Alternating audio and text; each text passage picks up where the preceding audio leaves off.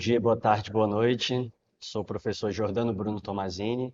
Hoje a gente vai falar um pouquinho sobre o espaço agropecuário brasileiro, né? Um conteúdo importante dentro do Enem, né? Quando a gente fala desse espaço agropecuário brasileiro, a gente tem que voltar um pouquinho atrás para falar sobre os setores da economia brasileira. A gente já viu aí que existem três principais setores, mas já é citado um quaternário e um quinário, mas quando cobra-se sobre esses setores quinário e quaternário, o texto sempre faz referências, né? É um tema ainda um pouco difundido dentro da geografia.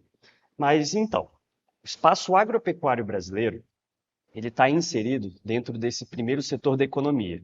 O primeiro setor da economia ele vai ser dividido entre a agricultura, pecuária e o extrativismo. Esse extrativismo que a gente coloca aqui nesse slide é a respeito desse extrativismo mineral, a retirada de minérios do solo, a retirada de ouro do solo, a retirada de pedras preciosas, tudo está inserido dentro desse setor primário da economia, tá bem? Só que para falar desse setor primário mais voltado ao espaço agropecuário brasileiro, a gente precisa retornar a um tempo atrás, onde o homem era nômade, né? O que era esse período? O homem ele se locomovia de lugares em lugares, né, em busca de caça, de frutos, né, de alguns legumes que existiam naquele momento. Só que chega um determinado momento que o homem ele começa a passar a ser sedentário. Quando a gente fala desse sedentarismo, não é esse sedentarismo de eu não quero fazer nada, eu não quero ter que trabalhar, eu não quero ter que estudar. Mas não, é um sedentarismo positivo.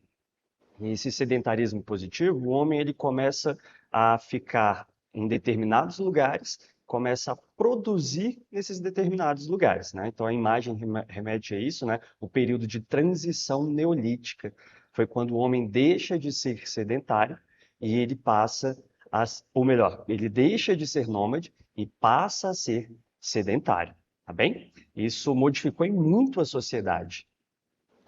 E conforme ele foi se estabelecendo em algumas regiões, né, se tornando sedentário, a gente percebe que nesses lugares onde o homem começou a se fixar no solo, começou a surgir as grandes civilizações. Por exemplo, se você vai em torno do Rio Amarelo, que fica na China, a gente tem uma grande concentração urbana, né, uma grande concentração de pessoas naquela localidade. Falando de China, uma população de 1,4 bilhões de habitantes aí, dentro daquele território. Mas onde que o homem passou a ser sedentário? Foi exatamente próximo aos grandes rios. E a gente tem vários grandes rios aí, né? Como o Vale do Amarelo, que fica na China, do Ganges, do Indo, também, que fica dentro da Índia, o Eufrates, né? O Tigre e Eufrates, que fica já na região do Oriente Médio, ali na Mesopotâmia, o próprio Vale do Rio Nilo, né? Berço da civilização egípcia aí, e também outras localidades. A gente foca nesses vales, né, de berço da sociedade, porque foram lá que começou a surgir as primeiras formas de agricultura ou de pecuária. A gente começou falando dessa história, né, desse desenvolvimento que o homem teve ao longo dos séculos aí, mas o nosso foco aqui então é agropecuária, tanto agricultura como pecuária. Essa crescente fértil que passou, né, nessa região do Oriente Médio, exatamente uma região que passou a ser extremamente produtora e vendia muito para outras regiões do mundo. Mas o que aconteceu depois desse período chamado de Revolução Neolítica, né? Quando o homem começou a ser sedentário? A gente vai ter uma primeira revolução industrial lá atrás, quando o homem ele deixa de ser aquele caçador, né? Ele deixa de ser aquele nômade e ele passa a se fixar em um determinado local. Quando ele passa a se fixar em um determinado local, ele começa a cultivar diversas cultivares, né, de frutas, de grãos, cereais, mas também passa a começar a criar animais. É isso que é a pecuária, né? A pecuária não é só a criação de bovinos, em si a criação de caprinos, ovinos, peixes, diversos tipos de criações. Essa revolução industrial, ela continua, né, ao longo da história do homem. Conforme as revoluções industriais vão acontecendo, vai modificar toda a estrutura rural, a estrutura agrária, a estrutura agropecuária no mundo. Não só aqui no Brasil, mas do mundo, tá bem? Algumas coisas aconteceram em relação a essa revolução verde que a gente está colocando aqui. A revolução verde ela é marcada pelo surgimento de mais técnicas e não somente tecnologias, e essas técnicas tiveram a capacidade de potencializar tanto a agricultura, o plantio, mas também a criação de determinados animais. O nosso foco nesse início é mais em relação à bovinocultura, né? A criação de bovinos, tanto para leite como para corte, tá bem? Então, conforme essas novas tecnologias começam a surgir, a estrutura rural ela começa a se modificar, né? E falando de uma revolução verde mais atual, que mais é o foco do Enem, a gente fala de três pilares aí: o êxodo rural, a industrialização e a urbanização. Para a gente entender isso, vamos entender o seguinte: olha, a industrialização ela começa a acontecer nos grandes centros urbanos. Então a gente começa a ter o surgimento de novas pequenas tecnologias. Um exemplo de pequena tecnologia ou tecnologia rudimentar, a própria enxada. A enxada chega no espaço rural e começa a promover uma melhora no trabalho naquela propriedade. Essa industrialização, como eu coloquei, ela ocorre nos centros urbanos. Esse produto da industrialização chega no espaço rural e acaba substituindo o trabalho do homem. O homem ele acaba perdendo trabalho no espaço rural e é obrigado a migrar para os espaços urbanos, onde a gente vai ter um aprofundamento da urbanização, né? Muitas pessoas saem do campo devido ao êxodo rural, migram para as cidades e nas cidades começam a se estabelecer em cortiços ou nessas regiões marginalizadas, que a gente tem como as favelas, tá bem? E falando desses sistemas de produção, falando da agropecuária em si, a gente precisa focar de início, né, para o Enem, no que é um sistema de produção. Existem dois tipos de sistemas de produção. Um extensivo e mais à frente eu vou falar sobre o intensivo. Falando sobre um sistema extensivo, nitidamente a gente já utiliza uma menor quantidade de tecnologias. Quando eu falo tecnologia, não pense como um drone, como um próprio computador. Nesse caso, o sistema extensivo, a gente está falando de tecnologias mais simples, de tecnologias mais rudimentares. Uma enxada é uma tecnologia, uma picareta é uma tecnologia, ou até mesmo um arame para conter os bovinos dentro de uma propriedade, dentro de um pasto, é uma tecnologia que pode ser utilizada em um sistema intensivo, mas aqui é uma tecnologia menor.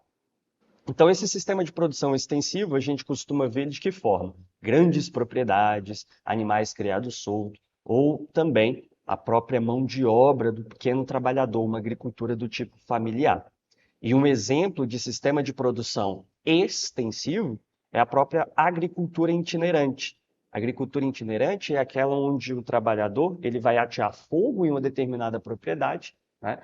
Nos 2 anos ele vai conseguir plantar em cima da cinza que gera matéria orgânica para aquele solo, e logo depois ele acaba tendo que migrar de região, né, ir para uma outra região, porque aquela agricultura ela acaba sendo prejudicial para aquele solo, né? Ele mata aquele solo, mata muitos nutrientes, ok?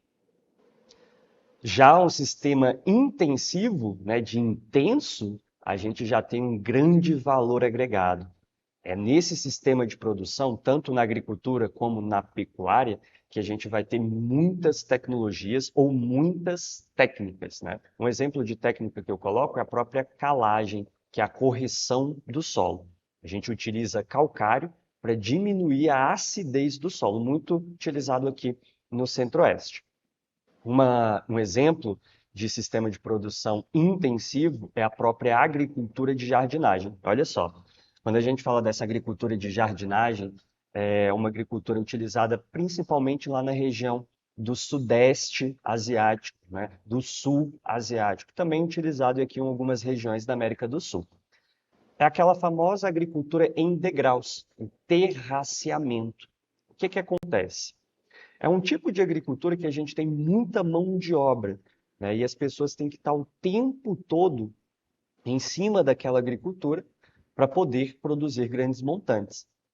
É uma agricultura que não vai utilizar tecnologias como essa que eu mostro aqui, tecnologias de ponta, mas mesmo assim é um sistema de produção intensivo, que produz em larga escala para atender a demanda ali, principalmente do Sudeste Asiático, ok?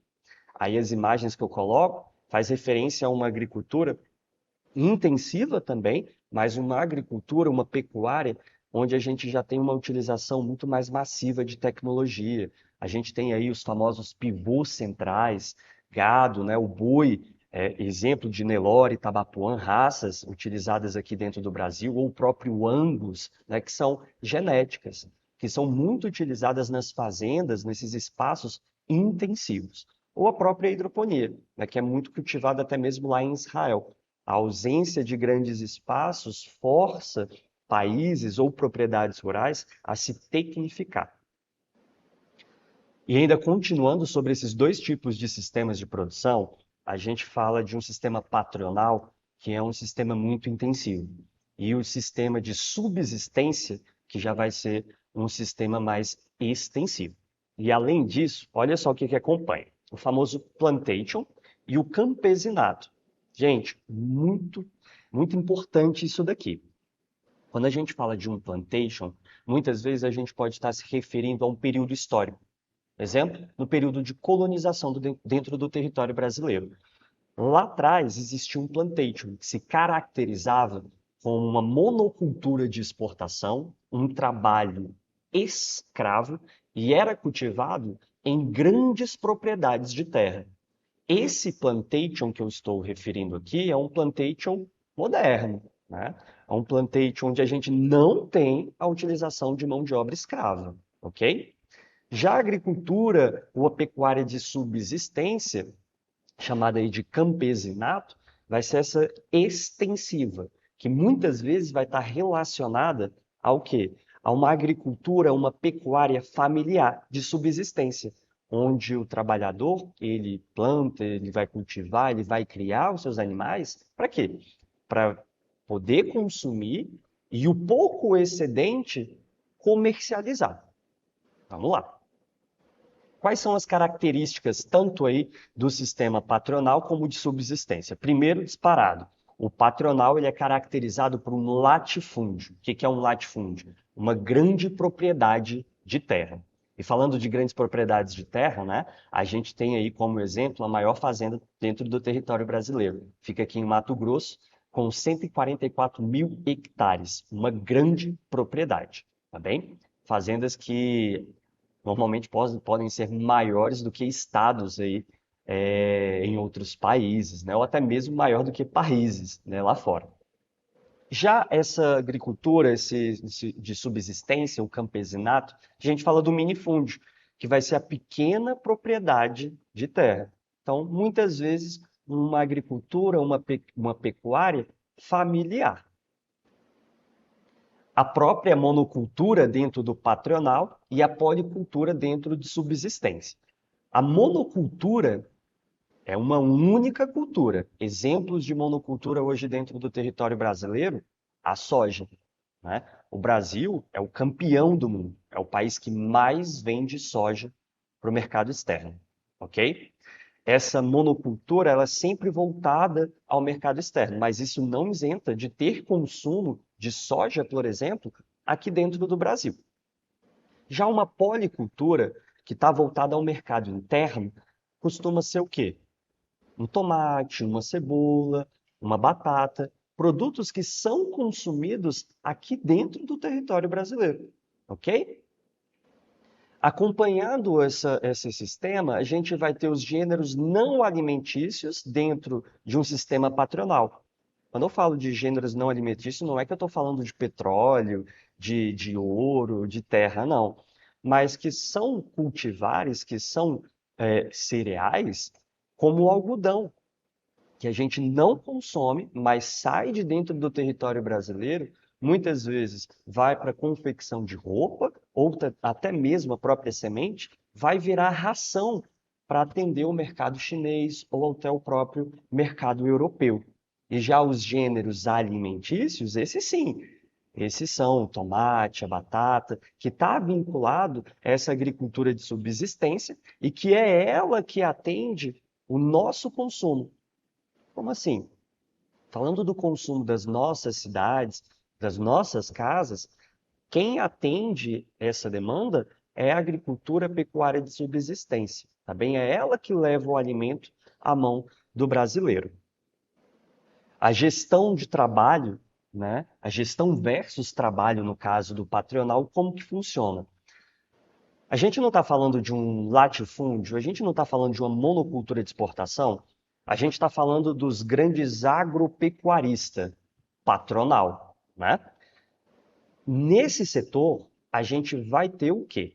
O dono da fazenda, o grande ruralista, o grande proprietário, ele gerenciando. Normalmente ele não fica na propriedade, ele fica onde? No centro urbano. Em alguns momentos ele pega o seu jatinho ou pega a sua caminhonete e vai à propriedade. Enquanto na propriedade você vai ter aquele trabalhador rural. Bem, nesse caso, o trabalhador rural, dentro de um sistema patronal, normalmente ele é todo regulamentado, tá bem? Já no de subsistência, a gente tem uma gestão unida ao trabalho. É a agricultura familiar. É onde o dono da terra precisa estar todos os dias na propriedade, colhendo, criando, colocando ração, levando animais de um lado ao outro, né? Então, por isso, uma gestão unida ao trabalho dentro desse sistema aí de subsistência, né? As imagens fazem referência a isso, né? Eu tenho os grandes agropecuaristas com o seu aparato tecnológico e, do outro lado, uma agricultura familiar. E é óbvio, quando a gente fala sobre um patronal, a gente vai ter uma mecanização muito mais profunda. Os grandes pivôs. O que é um pivô? Esse pivô é um sistema de irrigação em propriedades com alto valor agregado, né? Muitas vezes, esses pivôs eles são conectados na internet, Bluetooth, a computadores e vai fazer esse monitoramento, vai fazer a irrigação dessa propriedade. Eles costumam ser sempre em círculos, ok? Então, isso é a característica de um sistema patronal. Um latifúndio, uma monocultura que atende o mercado externo, né? Produz normalmente gêneros não alimentícios aqui dentro do Brasil, como algodão, soja, a própria cana-de-açúcar, né?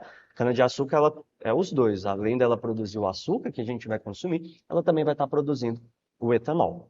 E já no sistema de subsistência ou campesinato, a gente tem um trabalhador mais simples. Olha lá, isso, a enxada na mão do trabalhador, né, é um exemplo de tecnologia, mas uma tecnologia inferior a essas tecnologias aqui chamadas de alto valor agregado, ok?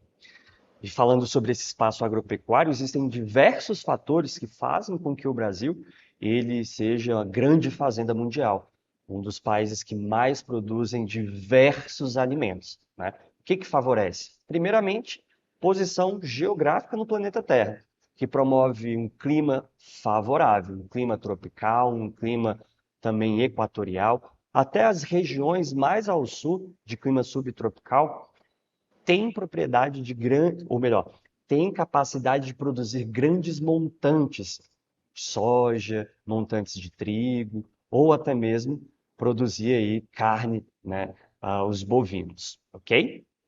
Outro fator importante é o relevo.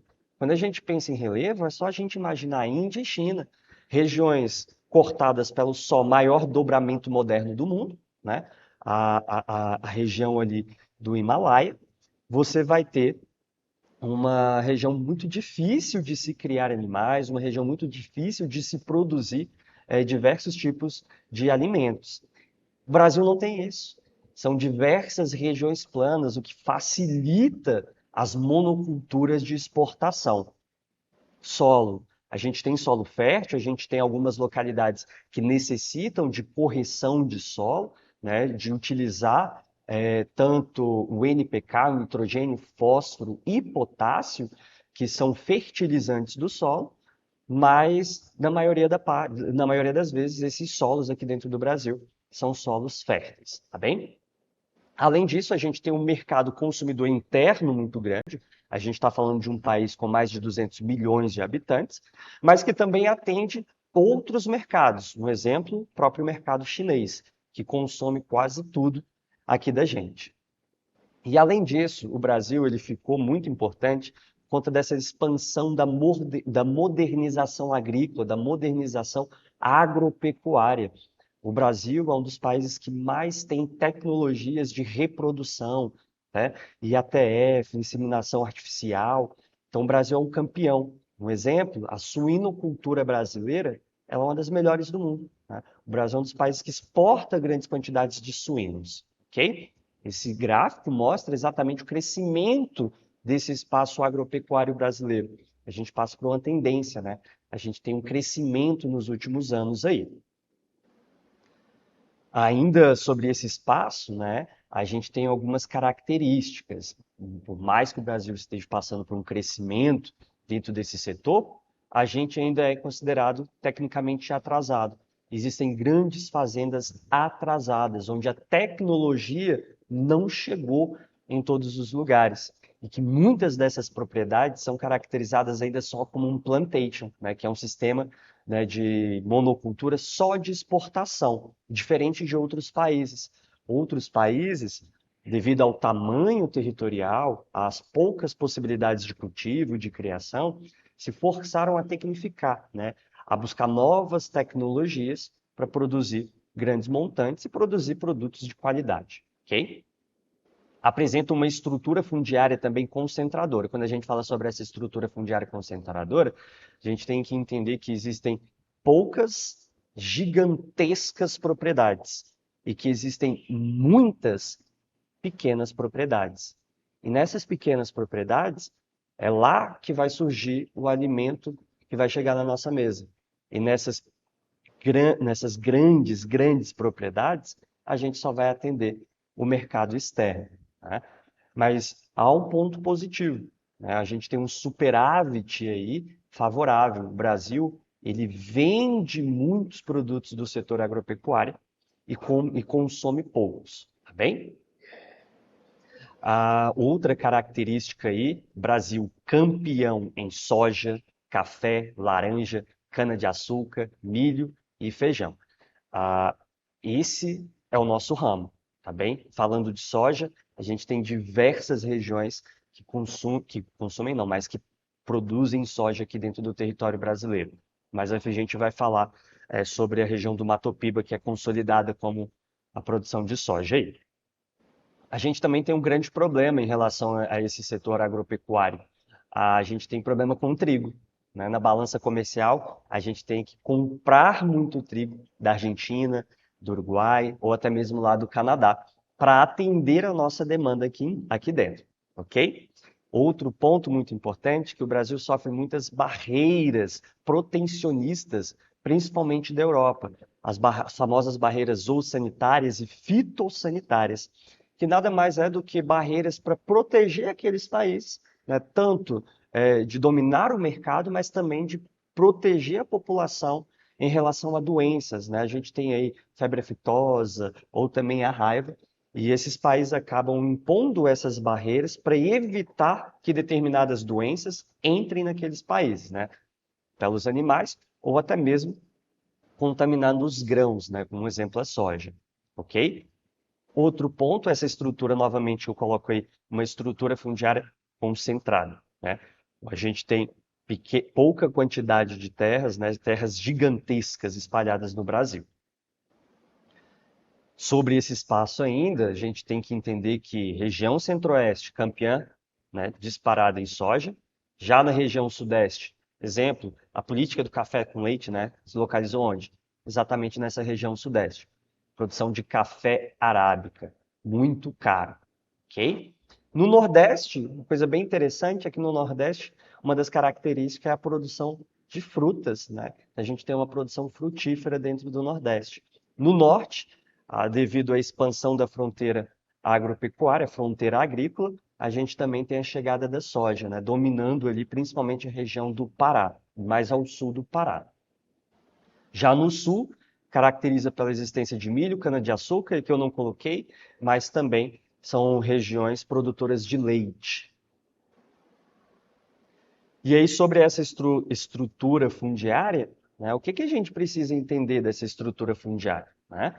A gente precisa entender que essa estrutura fundiária ela é herdada desde o período colonial, né? Lá nas grandes capitanias hereditárias. Existiam grandes propriedades de terra, as capitanias hereditárias, e que essas grandes propriedades foram passando de pai para filho. E hoje você tem uma elite ruralista que ainda concentra grandes propriedades de terra. E é uma pouca quantidade de pessoas, ou melhor, uma grande quantidade de pessoas, mas que vão deter poucas terras, ok? A gente vê também a respeito desse módulo rural, né? Com base na Lei 4.504, lá de 64, ele estabelece que o módulo rural é uma quantidade específica de hectares por estados, né? Mas que é suficiente para que 4 pessoas possam produzir, até comercializar, mas sobreviver. Isso vai variar de região para região. A gente ainda tem a respeito da reforma agrária, né, que acompanha essa questão de terra, e a reforma agrária ela é o quê? Nada mais do que ela tem como objetivo, na verdade, tentar redistribuir essas terras, diminuir as grandes propriedades e entregar determinadas partes dessa terra, através de um programa de reforma agrária, na mão de pessoas que queiram produzir, para aumentar e potencializar o quê? A produção interna daquele consumo interno. Qual era o consumo interno que eu citei lá atrás? Tomate, os legumes, o próprio arroz, o feijão. A respeito desse avanço da soja, a gente tem 2 localidades muito específicas. Uma produção agrícola consolidada, que se estende do centro-oeste aqui, principalmente para o Pará e para o Amazonas, e já em uma outra localidade, nessa região denominada Matopiba, que é o quê? Tocantins, Maranhão, Piauí e a Bahia.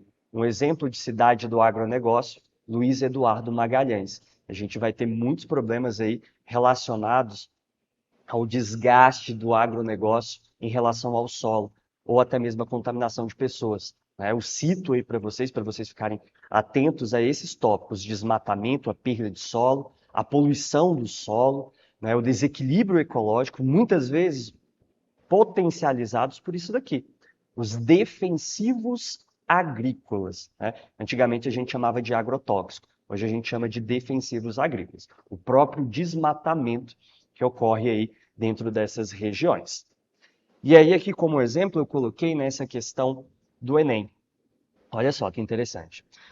O texto 1, Cerrado Brasileiro, apresenta diversos aspectos favoráveis, mas tem como problema baixa fertilidade do solo, e a grande maioria é ácido com baixo pH. Ele está falando aqui, então, dos solos dessa região do centro-oeste brasileiro, onde a gente tem um bioma do Cerrado, que está sendo extremamente desmatado, devastado mesmo, pelo agronegócio. Já o texto 2, o crescimento da participação da região central do Brasil na produção de soja, né, então a monocultura, foi estimulado, entre outros fatores, por avanços científicos e tecnologias para manejo de solo. Então, esse texto aí ele já fala, ele volta lá atrás naquele período da revolução agropecuária. Ele já está mostrando, olha, a chegada de tecnologias, de implementos agrícolas, como defensivos agrícolas ou fertilizantes, ou NPK, melhorou a produção. Aí, olha lá, no texto são apresentados aspectos do processo de ocupação do bioma brasileiro. Uma tecnologia que permite corrigir os limites impostos pelas condições naturais está indicada em. Então ele está falando nos dois aí sobre tecnologias que chegaram e ele volta no texto 1 sobre o problema da acidez do solo. Gente, acidez do solo, calagem, tá? Resposta aí é a calagem. Todas essas outras alternativas, elas estão diretamente relacionadas, mas quando a gente fala aí da letra A calagem, ela é a mais expressiva, tá? A calagem é o quê? Quando a gente utiliza calcário para corrigir a acidez do solo, tá bem? Gente, é isso. Fiquem atentos aí, então, a esses comandos sobre o espaço agropecuário brasileiro. Lembre de alguns conceitos específicos aí que eu citei e uma boa prova.